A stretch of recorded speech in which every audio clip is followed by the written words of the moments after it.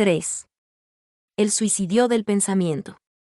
Las frases callejeras no solamente son vigorosas, sino también sutiles, porque una figura de lenguaje con frecuencia puede llegar a ser demasiado simple para prestarse a definición. Frases como fuera de uso o fuera de tono podrían haber sido acuñadas por el señor Henry James en una agonía de precisión verbal. Y no hay verdad tan sutil como aquella de la cotidiana frase sobre el hombre que tiene el corazón bien puesto. Abarca una idea de proporción normal. No solo existe una cierta función, sino que también esa función está correctamente relacionada con otras funciones. Por cierto que lo opuesto de esa frase, describiría con gran exactitud la piedad y la ternura, en cierta forma morbos, de los modernos más representativas. Si por ejemplo tuviera que describir con sinceridad el carácter del señor Bernard Shaw, no podría expresarme más exactamente que diciendo que posee un corazón generoso y heroicamente amplio, pero no es un corazón bien puesto. Y eso mismo ocurre con la sociedad típica de nuestro tiempo. El mundo moderno no es malo, en cierto modo el mundo moderno es demasiado bueno. Está lleno de feroces y malgastadas virtudes. Cuando se perjudica una empresa religiosa, como se perjudicó el cristianismo con la Reforma, no es solamente de confusión espléndida, es algo brillante y sin forma, al mismo tiempo llamarada y mancha. Pero el círculo de la luna es tan claro e inconfundible, tan periódico e inevitable como el círculo de Euclides sobre un pizarrón. Porque la luna es completamente razonable, es la madre de los lunáticos, y a todos ellos les ha dado su nombre. A causa de los vicios desencadenados. Los vicios, por cierto, se desencadenan y se extienden y causan perjuicios. Pero las virtudes también andan desencadenadas, y las virtudes se extienden más desenfrenadas y causan perjuicios más terribles. El mundo moderno está lleno de viejas virtudes cristianas que se volvieron locas. Enloquecieron las virtudes porque fueron aisladas unas de otras y vagan por el mundo solitarias. De ahí que algunos cientistas se preocupan por la verdad, y su verdad es despiadada, y de allí que algunos humanistas se preocupan solo de la piedad y su piedad. Lamento decirlo, frecuentemente es falseada. Por ejemplo, el señor Blatchford ataca al cristianismo porque está loco por una virtud cristiana, la puramente mística y casi irracional virtud de la caridad. Tiene la extraña idea de que facilitará el perdón de los pecados, diciendo que no hay pecados que perdonar. El señor Blatchford es no solamente uno de los primeros cristianos, es el único de los primeros cristianos que realmente mereció ser comido por los leones. Porque en su caso, la acusación pagana es verdadera. Su misericordia significa anarquía. En realidad, por ser tan humano, es enemigo de la raza humana. Como extremo opuesto podríamos tomar al realista agriado, que deliberadamente mató en sí todo placer humano, con fábulas alegres o con el endurecimiento del corazón. Torquemada torturaba físicamente a la gente, en bien de la verdad moral. Sola tortura a la gente moralmente, en bien de la verdad física. Pero en tiempos de Torquemada, por lo menos existía un sistema que hasta cierto punto permitía que la rectitud y la paz se besaran.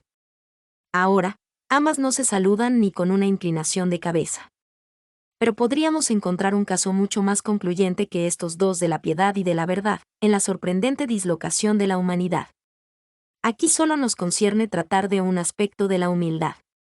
Por mucho tiempo, humildad ha significado una restricción de la arrogancia e infinitud del apetito del hombre.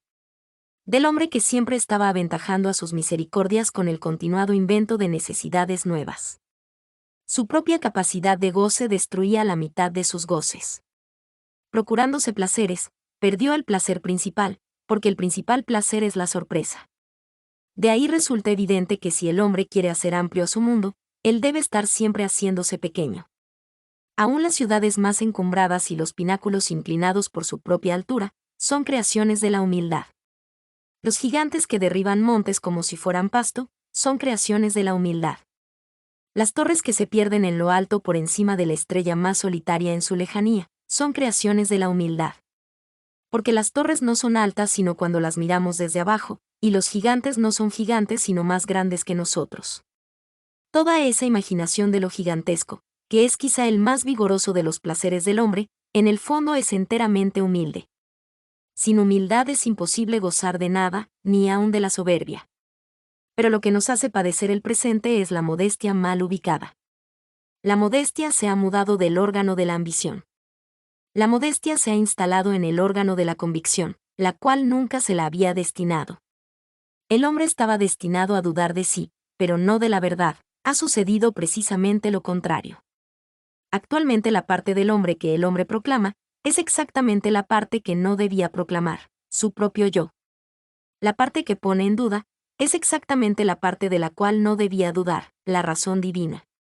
Huxley predicó una humildad que se conformaba con aprender de la naturaleza.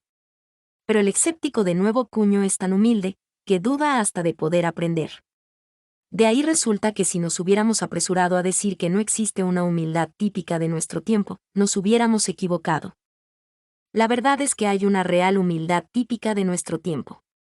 Pero ocurre que, prácticamente, es una humildad tan envenenada como la más desorbitada de las postraciones de la seta. La vieja humildad era una espuela que impedía al hombre detenerse, no un clavo en su zapato que le impedía proseguir. Porque la vieja humildad hacía que el hombre dudara de su esfuerzo, lo cual lo conducía a trabajar más duro. Pero la nueva humildad hace que el hombre dude de su meta, lo cual lo conduce a cesar su esfuerzo por completo.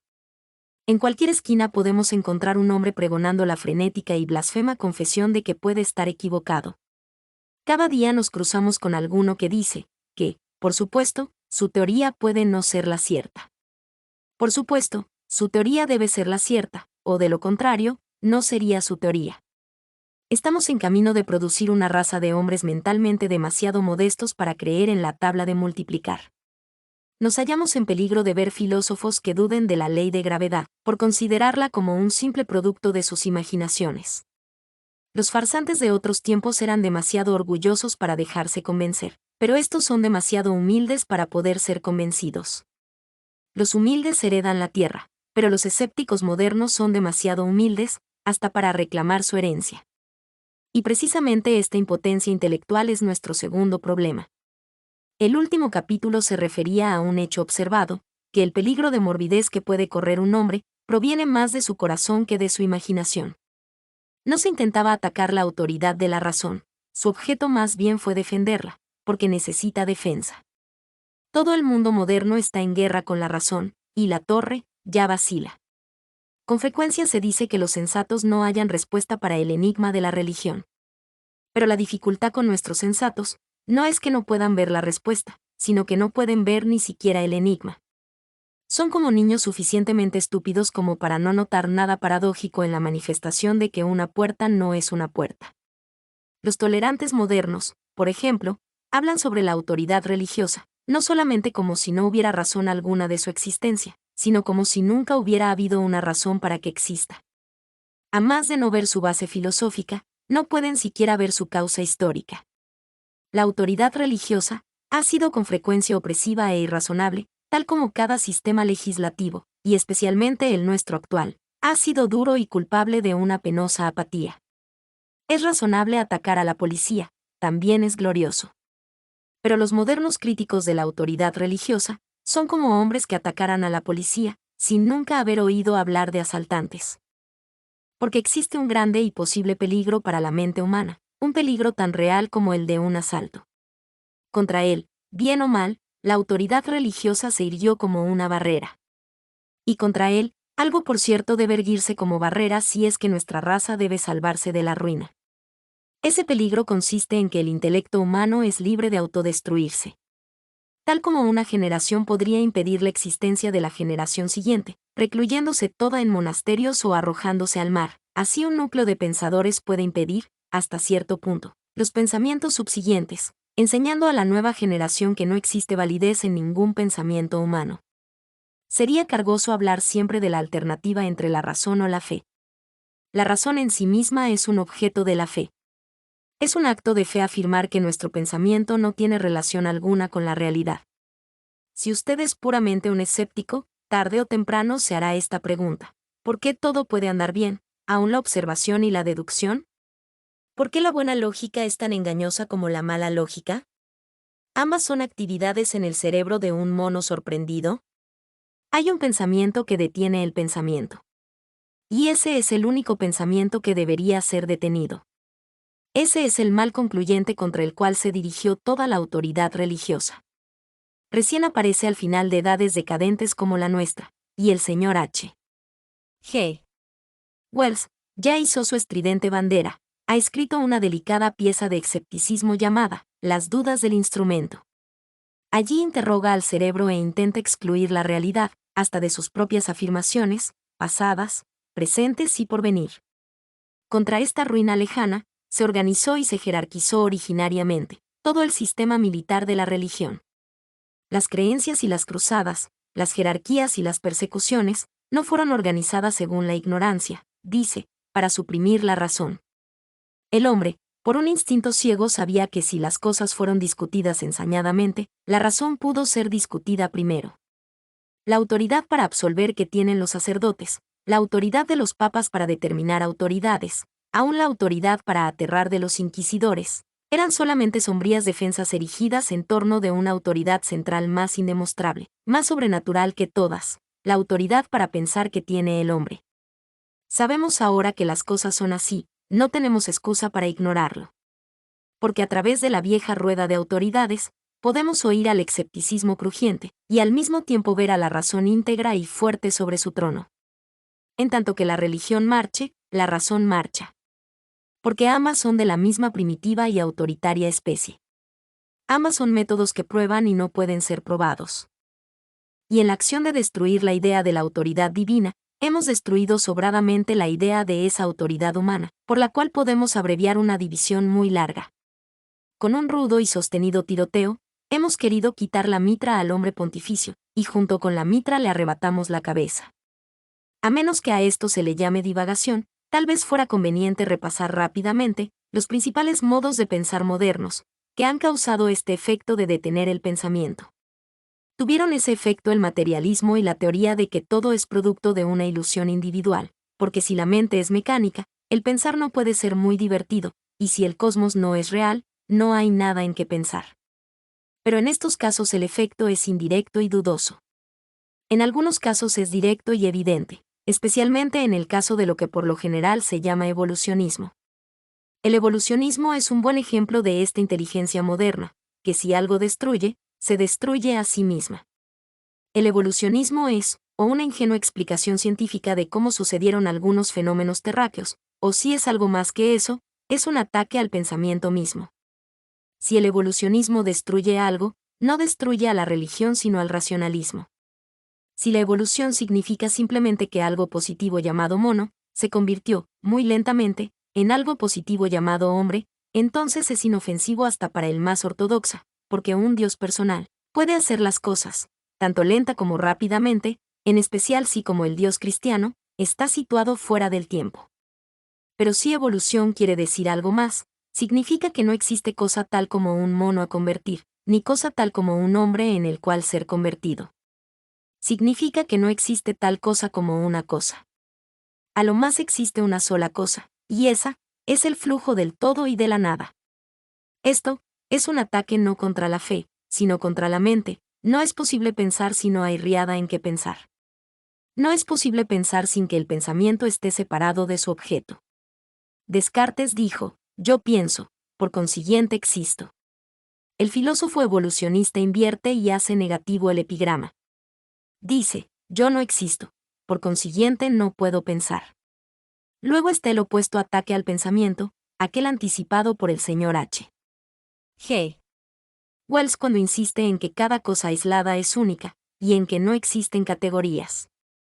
También esta teoría es puramente destructiva. Pensar significa relacionar cosas y detenerse cuando no pueden ser relacionadas.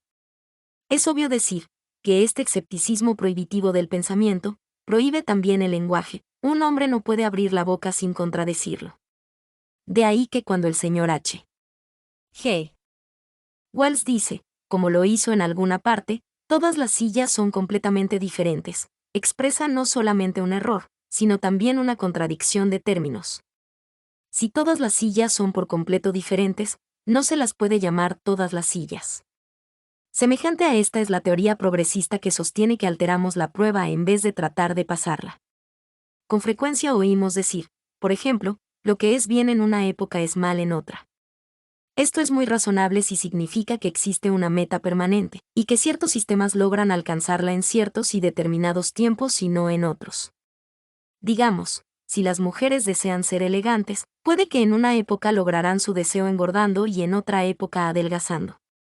Pero no se podría decir que alcanzan su meta dejando de desear ser elegantes y comenzando a desear ser ovaladas. Si el tipo varía, ¿cómo podría haber perfeccionamiento, si este implica la permanencia de un tipo? Wittgenstein inició la insensata idea de que los hombres una vez fueron en pos de un bien que ahora nosotros llamamos mal. Si fuera así no podríamos ni hablar de aventajarlos o aún de aparejarnos a ellos. ¿Cómo podría usted alcanzar a Pérez siendo que usted camina en dirección opuesta?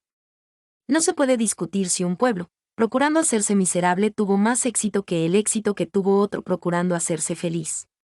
Sería como discutir si Milton fue más puritano de lo que un cerdo es gordo. Cierto es que un hombre tonto, podría cambiar su ideal o su objeto. Pero en cuanto al ideal, en sí es incambiable. Si el admirador de la alteración desea controlar su propio progreso, debe ser rigurosamente leal al ideal de la alteración. No debe ponerse a flirtear alegremente con el ideal de la monotonía. El progreso en sí mismo no puede progresar. Vale la pena destacar de paso, que cuando Tennyson, en forma bastante alocada y débil, dio la bienvenida a la idea de la variación infinita de la sociedad, instintivamente empleó una metáfora que sugiere algo de encarcelado hastío. Escribió: dejad al gran mundo extenderse hacia los ruidosos abismos de la variante. Pensó que la variación en sí es un invariable abismo, y eso es. La variación, aproximadamente, es el abismo más árido y estrecho en que pueda colarse un hombre. No obstante, aquí lo principal es que esta idea de una alteración fundamental del tipo, es una de las cosas que hacen simplemente imposible pensar en el pasado o en el futuro. La teoría de una alteración completa en los prototipos de la historia humana, no solamente nos priva del placer de honrar a nuestros padres, nos priva hasta del más moderno y aristocrático placer de despreciarlos. Este escueto sumario de las fuerzas destructivas del pensamiento contemporáneo no estaría completo si careciera de alguna referencia al pragmatismo, porque aunque aquí lo haya empleado y lo defienda en todas partes como guía preliminar de la verdad, se hace de él una aplicación exagerada que implica la ausencia total de verdad alguna. Mi concepto puede expresarse brevemente, así. Estoy de acuerdo con el pragmatismo en que la aparente verdad objetiva no lo es todo, en que existe una legítima necesidad de creer las cosas que son necesarias a la mente humana. Mas yo agrego que una de estas necesidades es precisamente la de creer en la verdad objetiva. El pragmático aconseja al hombre creer lo que se debe creer y no preocuparse de lo absoluto. Pero precisamente una de las cosas que debe creer es lo absoluto. Por cierto, esta filosofía es una especie de paradoja verbal. El pragmatismo es una cuestión de necesidades humanas y una de las primeras necesidades humanas es ser algo más que un pragmático. El pragmatismo extremoso es tan inhumano como el determinismo al cual vigorosamente ataca. El determinista, que para hacerle justicia no tiene pretensiones de ser humano, se burla del sentido humano para hacer la elección activa del hecho. El pragmatista, que profesa ser esencialmente humano, se burla del sentido humano frente al hecho en acción.